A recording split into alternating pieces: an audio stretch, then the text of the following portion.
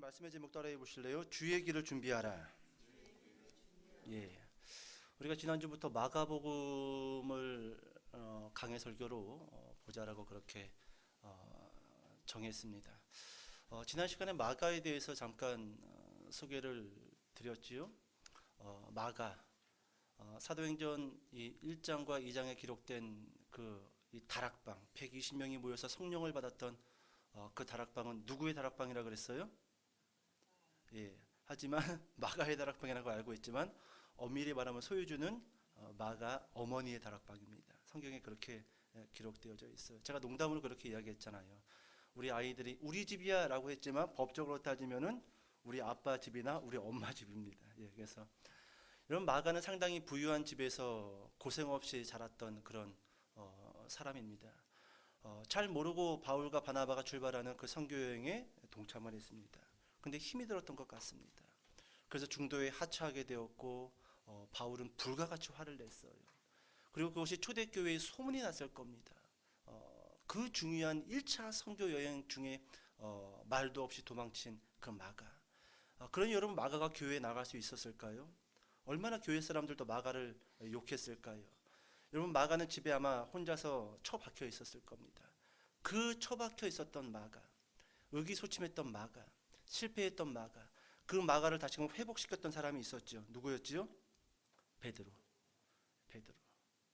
베드로가 마가의 소식을 듣고 어느 날 마가의 집에 가서 마가야 괜찮아. 너 그 도망친 거는 고생 실패도 아니다. 나는 누구를 배반했다? 몇 번이나? 3번이나.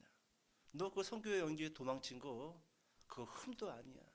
나는 예수님 면전 앞에서 저 사람 모른다라고 3번 부인하고 도망쳤어. 이 말을 들은 마가 힘이 됐겠지요? 힘이 됐지요. 여러분 그렇게 마가는 조금씩 하나님의 사람으로 성장되어졌습니다.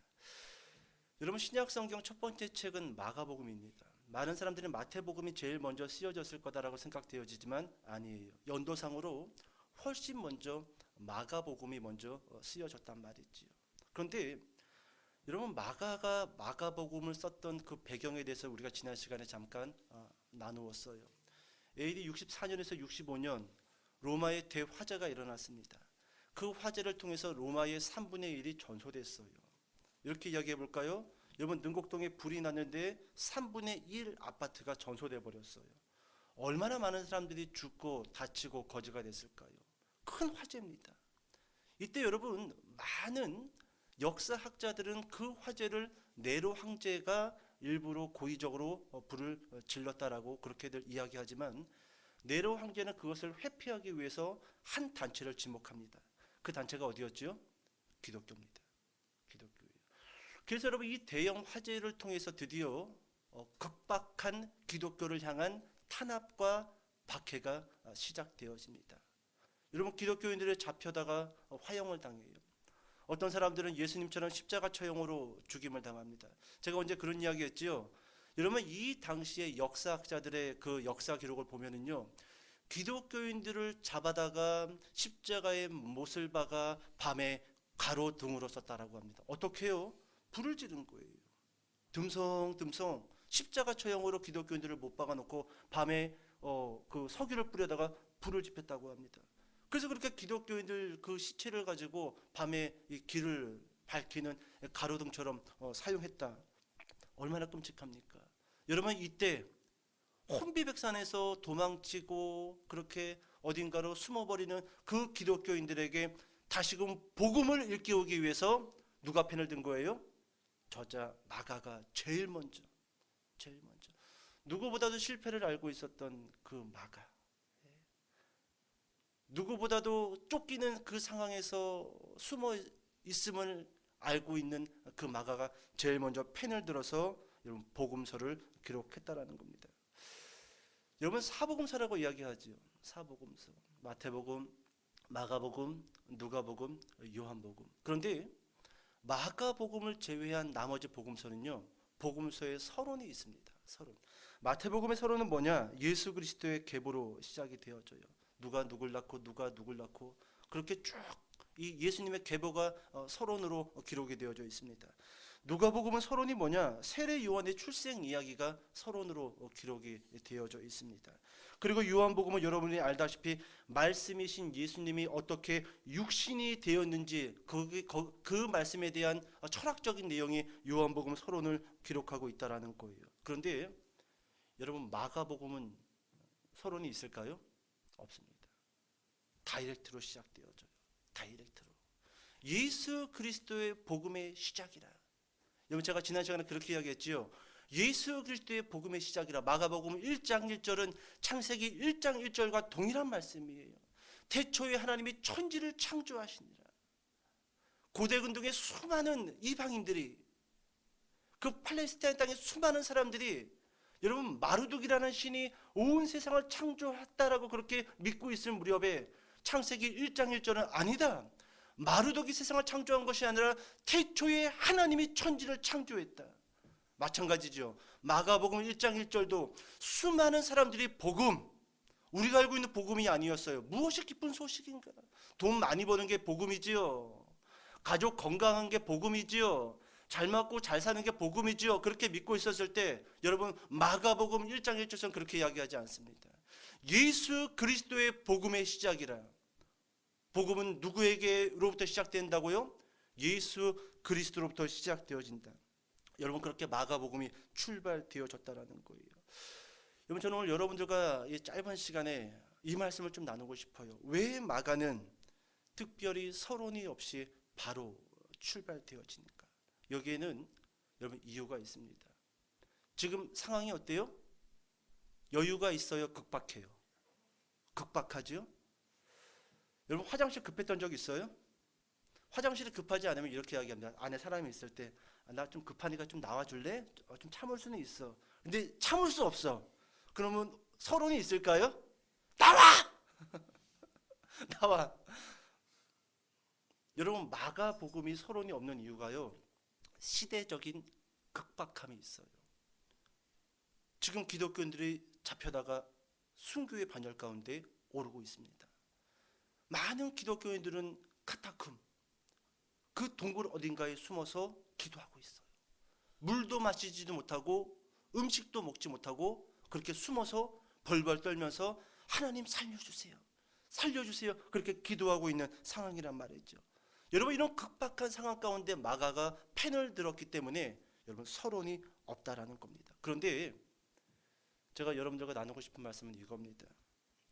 여러분 박해와 환난에서 벗어나기를 초대 기독교인들은 기도했을 거예요.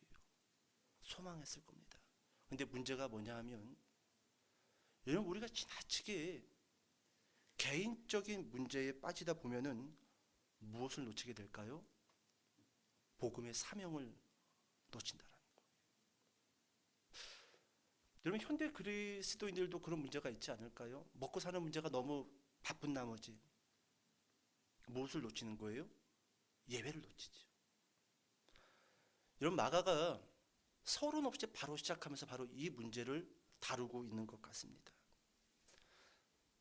여러분 지금 박해 압니다. 여러분에게 환난 있는 거 압니다. 그런데 그 문제에 너무 지나치게 빠지면 예수 그리스도께서 당신들에게 주신 그 사명 놓칠 수 있습니다. 그 사명 잃어버릴 수 있습니다. 여러분 이와 같은 말씀이요 복음서 안에 많이 기록되어져 있어요. 우리 말씀 하나 찾아볼까요? 마태복음 좀 찾아봅시다. 마태복음 13장으로 좀 넘어가 보세요.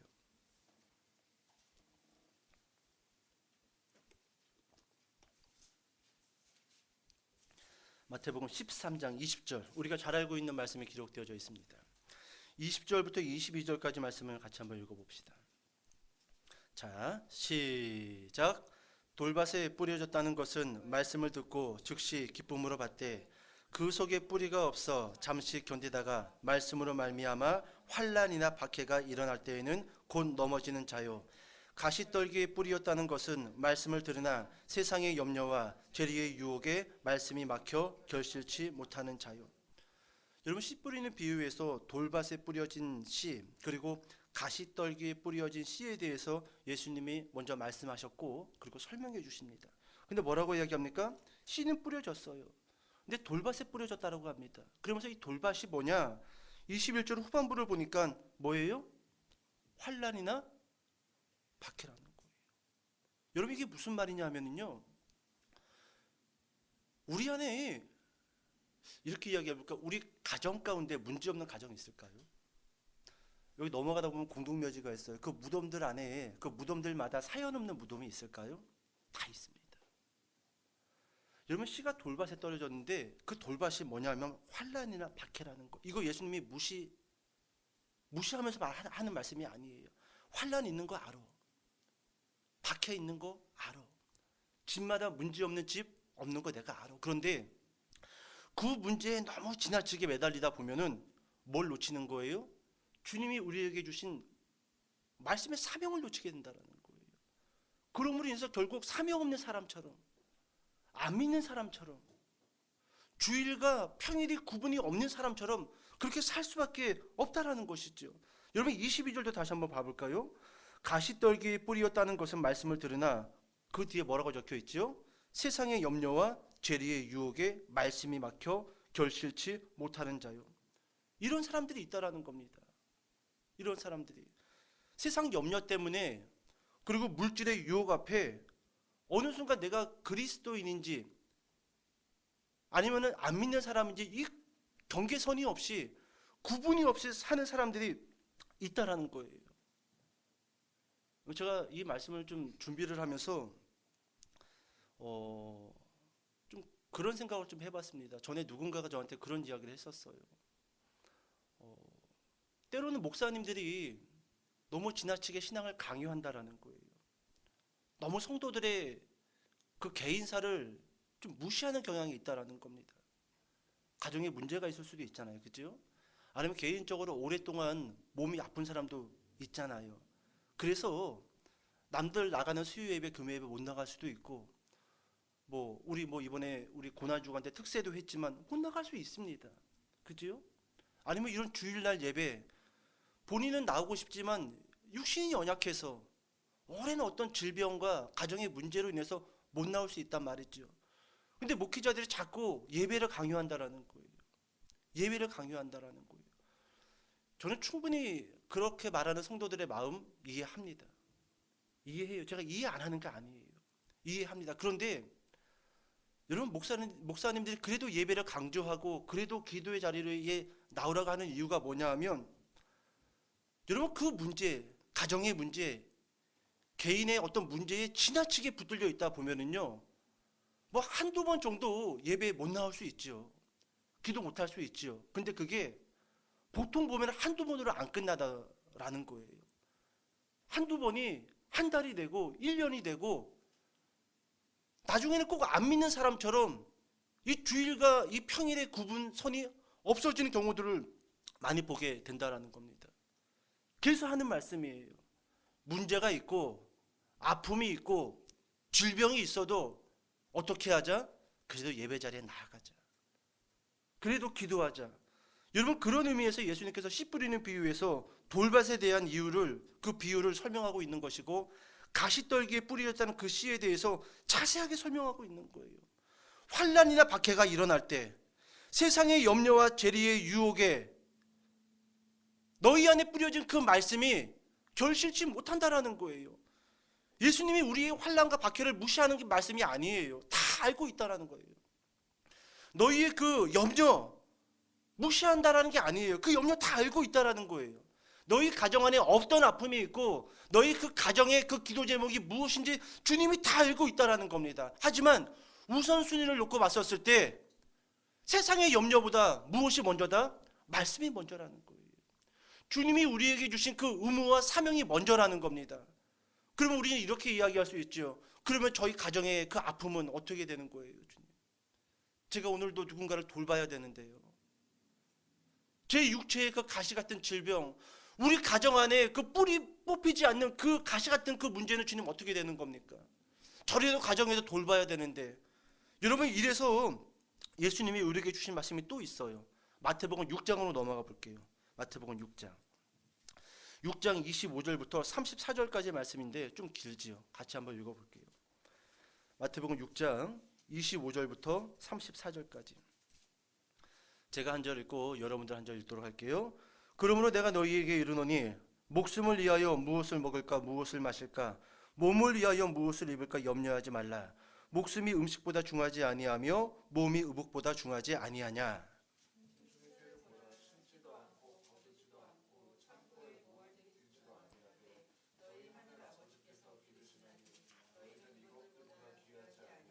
너희 중에 누가 염려함으로 그 키를 한 자라도 더할 수 있겠느냐.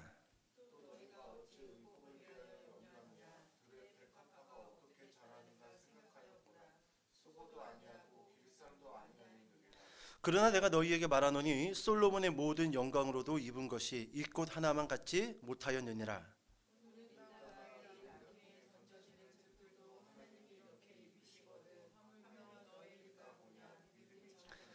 그러므로 염려하여 이르기를 무엇을 먹을까 무엇을 마실까 무엇을 입을까 하지 말라.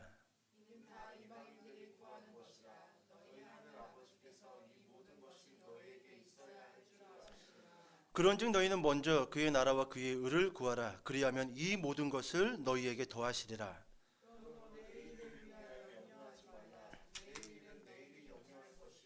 한날의 괴로움은 그날로 족하니라. 여러분 방금 우리가 마태복음 6장 25절부터 34절까지 읽었는데요. 여기에 염려하지 말라. 이 염려라는 단어가 몇 번 나오는지 아세요? 제가 이렇게 세 보니까 하나, 둘, 셋, 넷, 다섯, 6번 나와요. 6번. 염려하지 말라. 염려하지 말라. 여러분 이 말이 지금 무슨 말이냐 하면은 제가 아까 그랬잖아요.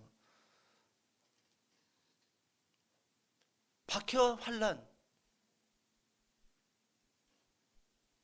가정의 문제, 개인적인 질병 앞에 주님께도 제가 좀 가정을 돌봐야 되지 않을까요? 근데 주님은 그렇게 말씀하시지 않아요. 그래도 나와라. 내가 준 너의 그 사명, 내가 너에게 준 그 사명, 너 그 사명 붙들라. 그럼 우리는 이렇게 질문한단 말이죠. 그럼 우리 가정은요? 우리 자녀들은요? 지금 당장 돈 필요한데 주일날 제가 예배드리고 있겠습니까, 주님? 당장 우리 아이들 대학 등록금이라도 보내야 되는데 우리 바지라도 하나 사줘야 되는데 어쩌면 저의 삶에 대해서 그렇게 무시하면서 예배만 강요하고 사명만 강조합니까? 근데 여러분 마태복음 6장 읽었잖아요. 염려하지 말라. 6번이나 이야기해요. 자꾸 염려하니까 자꾸 염려하다가 결국은 예배 자리도 지키지 못하고 기도하는 그 자리도 지키지 못하고 심지어는 주님이 우리에게 주신 그 사명마저도 사명이 뭐였더라? 염려하지 말라 계속 그렇게 말씀하고 있다라는 거예요. 여러분 지금 이 말씀에서 오늘 예수님이 우리에게 말씀하고자 하는 말씀이 뭐냐 하면은 이거예요. 너희가 그 염려하는 그 염려보다 내가 너희에게 줄 그 생명이 훨씬 더 중요하다라는 거. 좀 이렇게 이야기해 볼게요. 오해하지는 마세요. 박해와 환난으로 우리가 죽는다 한들 주님이 우리에게 주신 그 사명을 붙들었다라고 한다면 우리는 훨씬 더 중요한 거 지킨 거예요. 여러분 사명 놓치고 우리 가정 지키고 우리 자녀들 지키고 너무 극단적으로 이야기해서 죄송하지만 물론 여러분 그럴 수도 있을 것입니다. 그럼 가장 중요한 거 놓칠 거라는 거예요. 여러분 1장 3절 말씀 같이 한번 읽어볼게요. 1장 3절 말씀. 마가복음 1장 3절 넘어가 봅시다. 자 시작. 광야에 외치는 자의 소리가 있어 이르되 너희는 주의 길을 준비하라. 그의 오실 길을 곧게 하라. 기록된 것과 같이. 여러분 제가 왜 씨 뿌리는 비유를 말씀하고 공중의 새를 보라 왜 이 말씀을 제가 여러분들에게 먼저 들려줬냐 하면요 이거예요. 마가복음이 그렇게 출발되어져요. 지금 여러분 마가복음을 읽어야 될 사람들은요 산속에 어딘가에 숨어 있어요. 동굴 속에 어디 숨어 있습니다. 그러면 적어도 마가가 서론에 어떻게 했어야 돼요? 좀 뭔가 좀 이 동굴 속에 숨어 있는 성도들을 위로하는 말씀을 줘야 되는 거 아니에요? 여러분 어디로 도망가십시오. 제가 어디에다가 먹을 걸 갖다 놓을 테니까 거기서 먹을 거를 좀 드시기 바랍니다. 어디로 도망칠 수 있는 루트나 뭐 배편이나 뭐 차편을 좀 이렇게 소개해 줘야 되는 거 아닙니까? 근데 그런 거 하나도 없어요. 지금 나는 죽게 생겼는데. 근데 여러분 3절에 보니까 어떤 말씀을 합니까? 광야에 외치는 자의 소리가 있어 이르되 너희는 무엇을 준비하라? 내가 죽게 생겼는데? 우리 가정에 죽게 생겼는데 뭐 준비하라? 주의 길을 준비하라. 여러분 지금 죽게 생겼는데 만약에 어떤 목사님이 편지를 썼어요. 선교 준비하십시오. 침 확 튀겼는데 그쪽으로. 지금 우리 가정이 재정이 완전히 바닥을 치고 있어. 당장 다음 달에 어떻게 살아야 될지 몰라. 근데 목사님한테 문자가 카톡이 하나가 왔어. 다음 달에 선교를 가는데 같이 가십시다. 뭐 이런 목사가 다 있어. 성도에 대해서 너무 모르는 거 아니에요? 충분히 그럴 수 있단 말이죠. 근데 오늘 마가가 그래요. 지금 막 여기저기 막 그 로마 병사들을 피해서 숨어있는 성도들인데 그 성도들이 카타콤이라는 동굴에서 마가복음 쪽복음을 하나 가지고 받아갖고 와가지고 있는데 너희는 주의 길을 준비하라. 그의 오실 길을 곧게 하라. 여러분들이 만약에 이 숨어있는 상황에서 이런 서신을 서론으로 받았다라고 한다면 여러분 어떤 마음이겠습니까? 저는 그런 교회 안 나갈 것 같아요. 그렇게 성도들의 삶에 대해서 잘 모르는 목회자, 저는 그런 교회에 잘 안 나갈 것 같아요. 근데 오늘 여러분 마가가 그렇다라는 거예요. 마가가. 여러분 제가 오늘 이 본문을 가지고 설교를 준비하면서 싹 지나가는 여성 하나가 있었어요. 그 여성을 우리는 이렇게 부르지요. 사르밧 가부. 여러분도 아시는 분이지요? 저도 알고 있는 분이세요. 이 본문을 준비하다가 머릿속에 싹 이 여자가 지나갔어요. 왜냐하면 저는 목회자지만 이 사르밧 가부에 대해서 어쩌면 엘리야가 저럴 수가 있나. 아하방의 악함으로 인해서 하나님께서 몇 년 동안 이스라엘 땅에 비를 내리지 않았습니다. 시냇물로 다 말랐어요. 물이 없으니 어디 곡식이 자라겠습니까? 먹을 게 없지요. 그래서 하나님께서 엘리야에게 까마귀를 통해서 떡도 갖다 주고 고기도 갖다 주는데 근데 그것마저 안 돼. 근데 하나님께서 뭐라고 이야기를 하냐면은 너는 일어나, 제가 잠깐 말씀 읽어드릴게요. 열왕기상 17장 9절에 너는 일어나 시돈에 속한 사르밧으로 가서 거기 머물라. 내가 그곳 가부에게 명령하여 네게 음식을 주게 하였느니라. 이게 지금 하나님이 엘리야에게 하는 말인데 저는 이 말이 지금도 너무너무 이게 못마땅했어요. 여러분 알잖아요. 나중에 엘리야가 사르밧이라는 동네에 가서 과부를 만나게 됩니다. 근데 그 과부가 어떤 상황이었지요?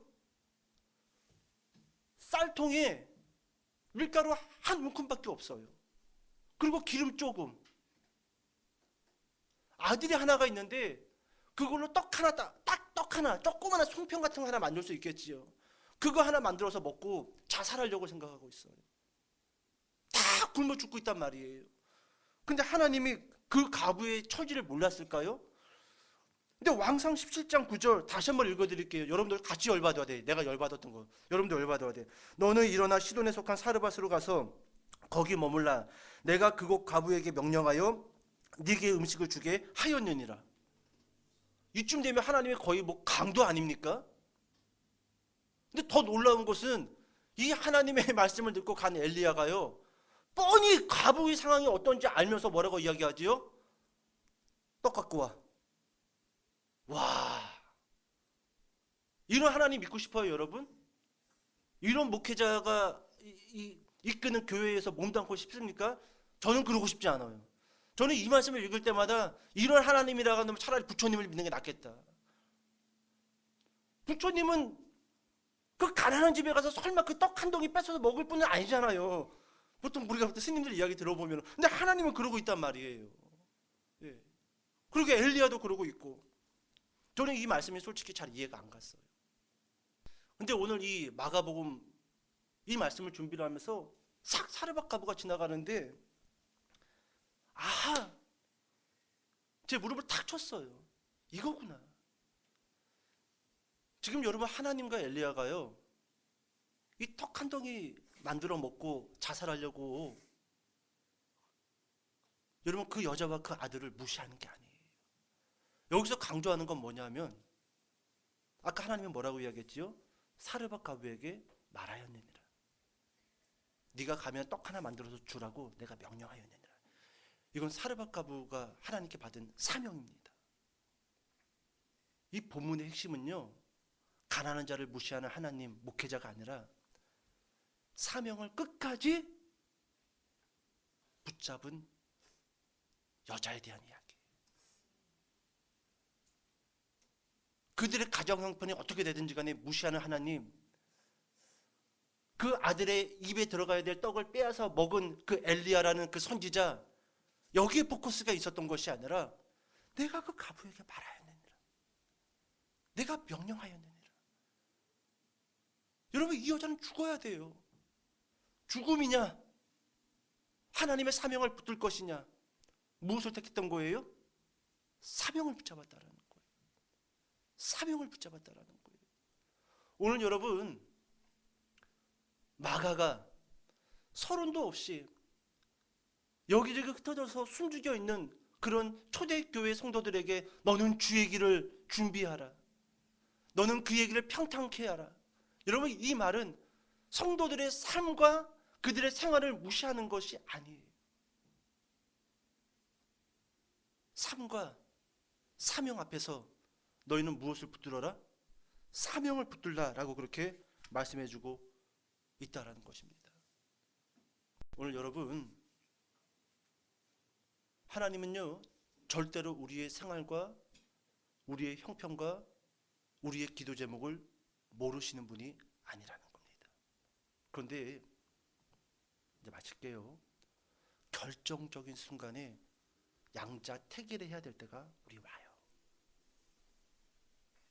양자택일을 해야 될 때가.